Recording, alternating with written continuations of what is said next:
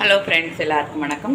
இன்றைக்கி நம்ம பார்க்க போகிறது no onion, no garlic, no coconut chutney. வெங்காயம், தேங்காய், தக்காளி, பூண்டு இல்லாத சட்னி எப்படிங்கிறத பார்க்க போகிறோம். அதுக்கு நான் ஒரு ஸ்பூன் கடலைப்பருப்பு, ஒரு ஸ்பூன் உளுத்தம்பருப்பு, ஒரு 7லேருந்து 8 வரமிளகாய் எடுத்துருக்கேன். இதை போட்டு அடுப்பில் நல்லா வறுத்துக்கணும். நல்லா ரோஸ்ட் ஆகிற அளவுக்கு வறுத்துக்கணும். இப்போது நல்லா ரோஸ்ட் ஆகிடுச்சு. இப்போ நான் ஒரு 4 தக்காளி இதில் கட் பண்ணி சேர்த்துக்கிறேன். தக்காளி நல்லா மேஷ் ஆகிற வச்சு அதை நல்லா வதக்கணும். இப்போ பார்த்திங்கன்னா தக்காளி நல்லா வதங்கிடுச்சு. இதை நம்ம மிக்சியில் போட்டு அரைச்சிக்கணும். அவ்வளோதான். இந்த சட்னியை நல்லா உப்பு சேர்த்து மிக்சியில் அரைச்சிட்டு வந்தாச்சு. நல்லா இது கொஞ்சம் கெட்டியாக தான் இருக்கும். இதுக்கு நம்ம ஒரு சிம்பிளாக எப்பொழுதும் எல்லா சட்னியும் செய்கிற மாதிரி ஒரு தாளிப்பு செஞ்சிடணும்.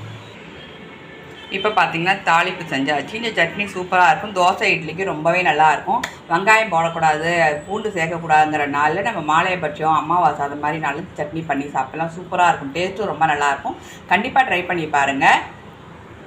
பிடிச்ச மாதிரி சமைங்க. சேனலை மறக்காமல் சப்ஸ்கிரைப் பண்ணுங்கள். தேங்க்யூ.